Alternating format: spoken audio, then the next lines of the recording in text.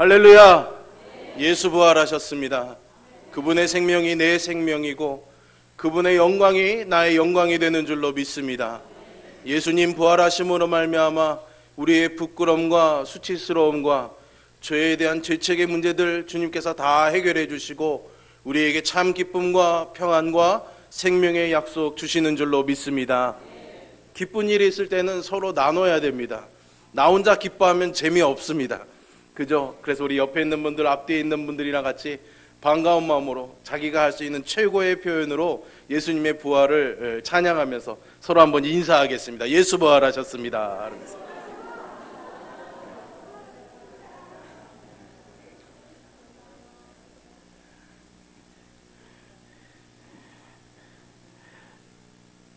이 예배에 함께 예배하고 있는 우리들을 하나님이 너무 좋다고 그렇게 말씀하십니다. 저희가 그 교회에 새로운 공간을 건축하면서 저는 나름대로 하나님 여기 이름을 어떻게 지을까요? 한 달째 지금 고민을 하고 있습니다. 하나님이 주시는 마음이 정 목사야, 홍천교회를 보면은 내가 참 좋다 그런 마음을 주세요. 요즘 너무 좋다 그런 마음을 참 많이 주세요. 제가 보기에도 좋은데 하나님 보시기에 얼마나 좋을까요? 특별히 제가 이렇게 보니까 정말 오래간만에 이 자리에 오신 분들도 있고 또 오랫동안 미루다가 오신 분들도 있고 어렵게 발걸음 하신 분들도 있는데 하나님이 보시기에 좋다라는 마음을 주시더라고요. 그 좋다라는 말이 히브리어로 토부입니다. 토부. 창세기에 보시기에 좋았더라. 예 토부 이렇게 말씀하시는데 하나님의 보시기에 좋은 삶이 오늘 예배뿐만이 아니라 여러분들의 삶에도 풍성이 넘쳐져서 주님 오시는 그날까지 우리의 구원이 완성되는 그날까지 우리의 연약함을 떨쳐버리고 거룩함이 완성되는 그날까지 여러분들 멈추지 마시고 뒤돌아서지 마시고 앞만 보고 끝까지 달려가셔서 승리하시기를 주님의 이름으로 축원합니다. 앞에서 뒤에서 제가 지켜보면서 함께 달려가겠습니다. 여러분, 십자가와 함께 오늘 우리가 드리는 이 부활의 예배의 이유가 되는 이 부활은 기독교의 핵심 중에 핵심이고 복음의 가장 중요한 부분이라고 말할 수 있습니다.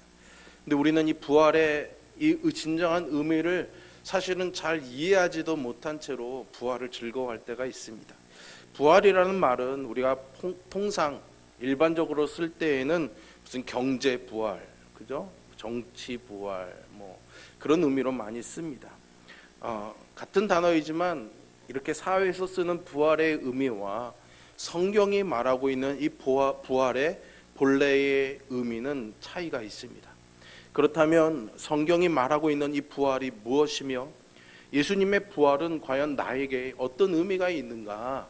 오늘 부활장이라고 불려지는 고린도전서 15장의 말씀을 중심으로 해서 여러분들과 함께 나누려고 하는데요. 이 말씀이 나누어질 때 주님이 기뻐하시는 영생의 비밀이 여러분들에게 깨달아지고 또 믿음이 더욱더 견고해지기를 주님의 이름으로 축원합니다.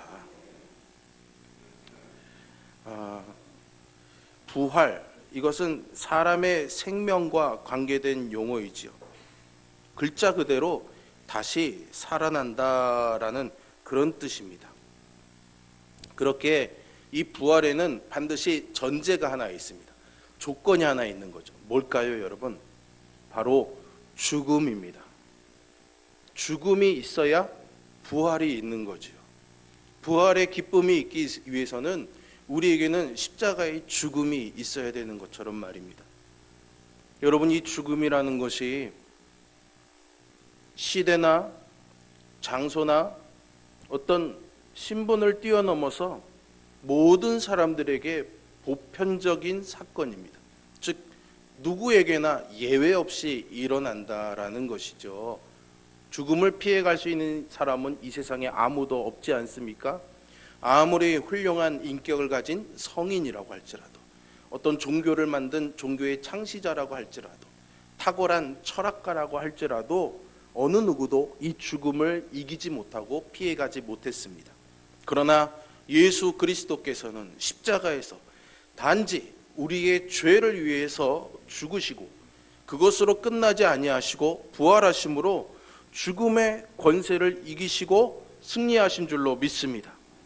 죽음을 이긴 자만이 우리들의 죽음과 죽음 이후에 영원한 이 삶의 문제를 해결할 수 있겠죠. 예수 그리스도께서 바로 우리의 그 생명의 주인이요 우리에게 주시는 이 약속의 보증이 되어 주셨습니다. 그렇게 예수님의 십자가와 이 부활을 믿는 것이 영생을 준비하는 가장 확실한 방법이라고 말할 수 있습니다. 여러분 성경에 보면은요 구약 시대도 그렇고 예수님이 사역하실 때에도 죽었다가 살아난 사람들이 몇몇이 있습니다. 예수님께서 회당장 야이로의 딸도 살려주시고 나인성의 과부의 아들도 장래의 그 행렬을 멈추게 하시고 그 아들을 살려주셨죠. 무엇보다도 죽은 지 나흘이나 이미 지나버린 이 야이로의 딸이나 나인성 과부는 죽은 직후의 사건이기 때문에 뭐 잠깐 이렇게 의학적으로 잠깐 이렇게 했다가 살아났다라는 말할 수 있는 근거가 있을지는 모르겠지만요. 그런데 나사로는 나흘이나 지난 다음에 예수님께서 그를 무덤에서 살려내셨습니다. 그리고는요 여러분 마태복음 27장에 예수님께서 십자가에서 돌아가실 때에 성전의 휘장이 쫙 갈라지는 사건을 설명하면서 무덤에 있던 죽었던 사람들이 일부 부활했다라고 그렇게 기록하고 있습니다. 그렇게 살아난 사람들이 많이 있습니다. 그리고 성경의 역사 시대 이 이후에도 우리는 간혹 해외 토픽이나 이런 뉴스들을 통해서 아주 기적적으로 죽었다가 살아난 사람들의 몇몇의 이야기를 듣고 있습니다. 그러나 여러분 이러한 생화는 사실은 죽음 이전의 몸으로 돌아가는 것이기 때문에 성경이 말하는 부활은 아닙니다. 단지 재생, 다시 살아난 것이다 라고 설명할 수가 있는 것이죠. 성경이 말하는 부활은 단순히 그 이전의 몸의 상태로 돌아가는 것만을 말하지 않습니다. 그 이전의 몸의 모습은 갖추고 있겠지만 그 이전에 없던 하나님의 신비한 능력이 새롭게 그 변화된 몸의 상태에 있는 새로운 부활체입니다. 그러니까 여러분 우리가 부활한다는 것은 그냥 예전의 몸으로 다시 일어선다는 것이 아니라 완전히 새로운 생명으로 새로운 부활의 모습으로 우리가 일어나게 된다라는 것이죠. 그래서 이 부활한 몸은 다시 죽지 않습니다. 그렇기 때문에 지금까지 인류의 역사상 부활한 사람은 오직 예수 그리스도만이 유일하다 이렇게 말씀드릴 수 있습니다. 우리는 그 주님의 유일하신 부활을 바라보면서 그것을 소망으로 삼고 살아가는 사람들이죠. 그러면 2000년 전에 있었던 이 예수님의 부활이 과연 지금의 나와 어떤 관계가 있는 것인가? 예수님의 부활이 우리에게 중요한 의미를 갖는 이유는요, 예수님의 이 부활의 모습이 바로 믿는 자들이 죽음 이후에 변화될 모습을 보여주고 있기 때문입니다. 쉽게 말씀드리면 예수님이 부활하신 것처럼 우리가 부활한다라는 거죠. 그래서 오늘 부활장이라고 불리는 이 고린도전서 15장에서 특별히 20절의 말씀에서 사도 바울이 예수님의 부활에 대해서 말하면서 예수 그리스도께서 죽은 자 가운데서 다시 살아서 잠자는 자들의 첫 열매가 되셨다. 아멘. 잠자는 자들이라는 것은 죽은 자들을 말합니다. 그들의 첫 열매가 되셨다는 겁니다. 여러분 첫 열매는 그 열매가 매달린 나무나 식물에서 장차 어떤 열매가 열릴 것인지를 보여주는 거죠. 처음에 사과가 열리면은 그 나무에서는 계속해서 바나나가 열리고 파인애플이 열릴 수 없는 거 아닙니까? 사과가 열렸으면 계속해서 사과가 열리겠죠. 그렇습니다. 즉 예수 그리스도라는 이 생명나무에 붙어있는 성도들은 장차 부활의 첫 열매 대신 예수님처럼 부활의 열매로 부활로 변화된다라는 그런 말씀인 것이죠. 예수님께서 십자가의 모진 고난을 당하셨고 부활하심으로 이 죽음의 권세를 이기신 것은 바로 다른 사람이 아니라 나를 위해서 죽으시고 부활하신 것입니다.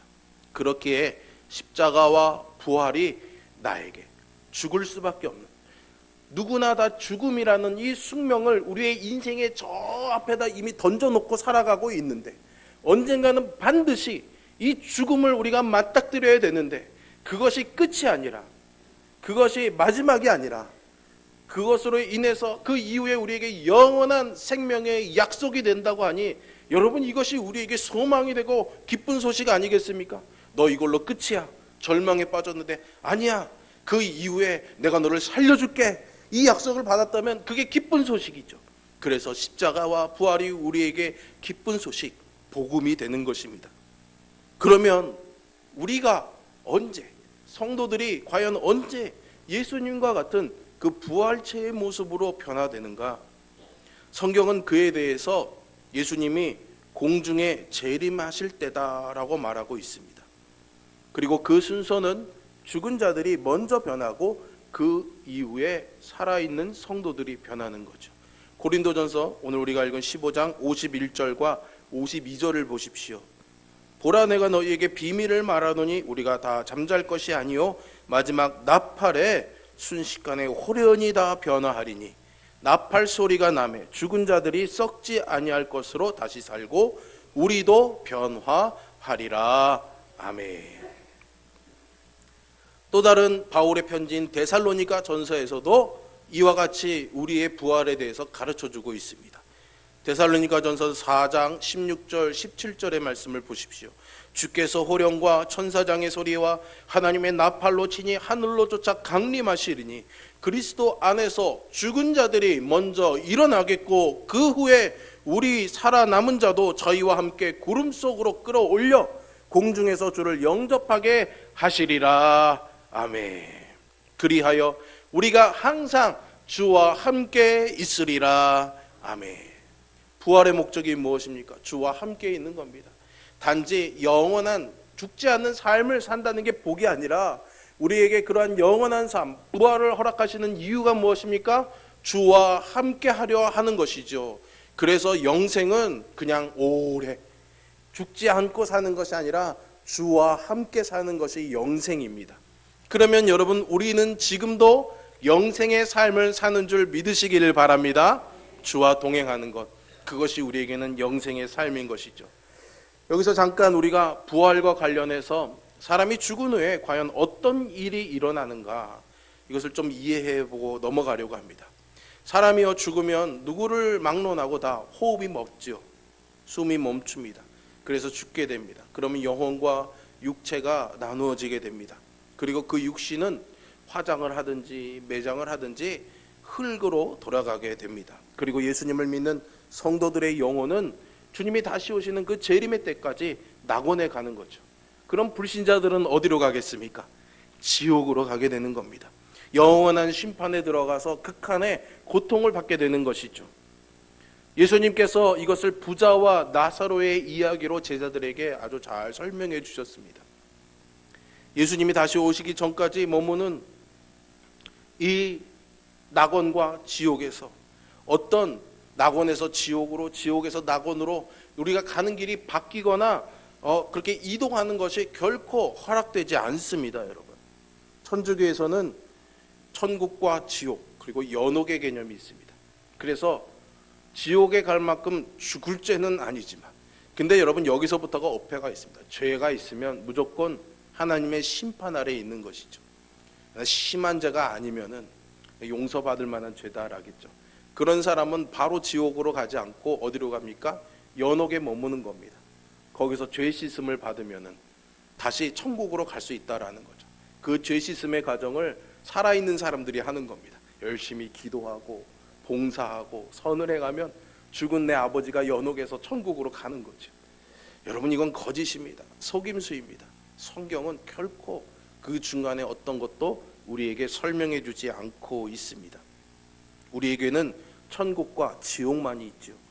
낙원에 있던 성도들의 영혼은 그래서 주님이 공중에 재림하실 때에 천사의 마지막 나팔 소리와 함께 무덤이 열리고 신비한 그런 부활체로 호련히 변화돼서 공중 혼인잔치에 참여하게 됩니다. 이것을 성도의 부활, 이렇게 말합니다. 그러면 음부에서, 지옥에서 고통받던 자들은 어떻게 될까요? 그들에게는 회복의 기회가 없습니다. 그들은 계속해서 그 상태로 고통을 받다가 주님이 재림하시고 천년왕국이 끝나면은 그 부활을 합니다. 악인도 여러분 부활한다고 성경은 분명히 말하고 있습니다. 제가 하는 말이 아닙니다.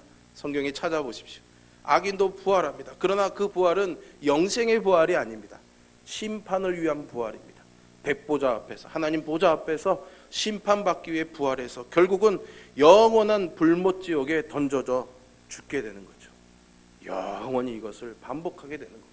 성경은 이것을 그래서 둘째 사망이다 라고 말해주고 있습니다. 반면에 성도들은 새 하늘과 새 땅에서 주님과 함께 영생 복락하게 되는 줄 믿으시기를 바랍니다. 그때에 이루어지는 새 하늘과 새 땅이 있습니다. 그런데 이 새 하늘과 새 땅은 우리가 사는 이 땅을 기반으로 주어지는 것이 아닙니다. 이것은 다 풀어도가 없어질 것들입니다. 완전히 새로운 새 하늘과 새 땅을 주시는 거죠. 그러나 이단의 가르침은 바로 이곳이, 특별히 요즘 신천지들이 그러는 겁니다. 과천이, 거기가 신천지라는 거예요. 신천지. 새 주실 새 하늘과 새 땅이라는 거죠. 그런 것은 없습니다, 여러분. 그러면 이렇게 성도의 부활이 예수님의 재림의 때에 일어난다면 우리가 기다려야 될 것이 무엇일까요? 주님의 재림의 때일 것입니다. 근데 문제는 그때가 언제냐라는 거죠. 그때가 언제냐라는 겁니다. 언제까지 기다려야 합니까? 라는 질문을 할 수 있겠죠. 성경이 거기에 대해서 우리에게 주는 대답은 마태복음 24장에서 말씀하고 있는 것처럼 오직 하나님만 아신다라는 것이죠. 그러니까 재림의 날짜를 임의로 정한다든가 이미 재림했다고 나는 재림주라고 주장하는 이런 것들은 모두가 다 이단이라고 말할 수 있습니다. 문제는 우리가 언제일지 모르는 주님의 그 재림의 때를 기다리면서 지금 그 부활의 신앙으로 살아가야 되는 거죠. 그럼 어떻게 우리가 살아가야 될까? 여러분, 우리가 영원한 하나님의 나라에 대한 소망도 있지만 이 땅에서도 평안과 건강, 안녕을 기원하면서 살아가지 않습니까? 믿음으로 그렇게 하나님께 기도하며 살아가지만 또 인간적인 방편에서 혹시나 모를 손해나 사고, 그런 위험에서 우리가 보호받기 위해서 보통 다들 보험들 드시지 않습니까? 그죠? 보험 얘기하니까 왜 갑자기 얼굴이 굳어지십니까? 제가 보험 들라고 권유하지 않습니다, 여러분. 보험들을 드시잖아요. 근데 여러분, 이 보험은요, 어떤 사건이나 어려운 일이 생기기 전에 들어야지 되는 겁니다. 예를 들면 사고가 나기 전에 보험을 들어놨어야 보험의 적용을 받는 거죠. 사고가 난 다음에 아유 아뿔싸 보상을 좀 받아야겠다.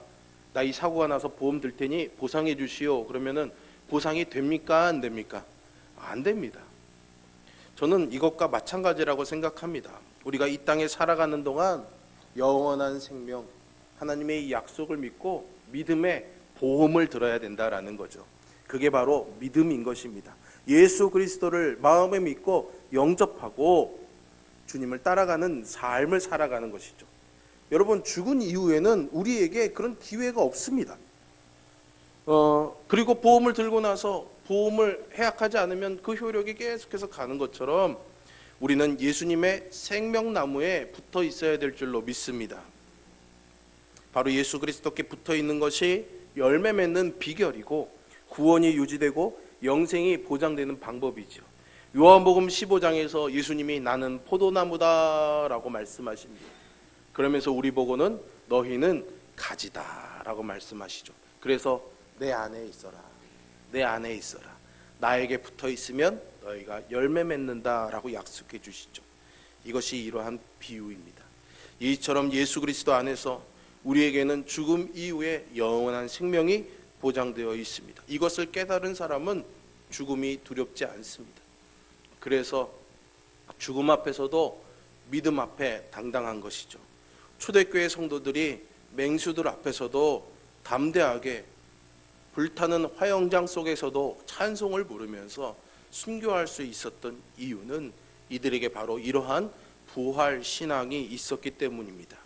여러분, 맹수 앞에서도 타는 불 앞에서도 이 부활의 신앙을 가진 이들이 담대하게 믿음을 붙잡고 잡았는데 조금 아프다고, 조금 불편한 일이 생겼다고, 조금 마음 상하는 일이 생겼다고 우리가 주저앉아서야 되겠습니까?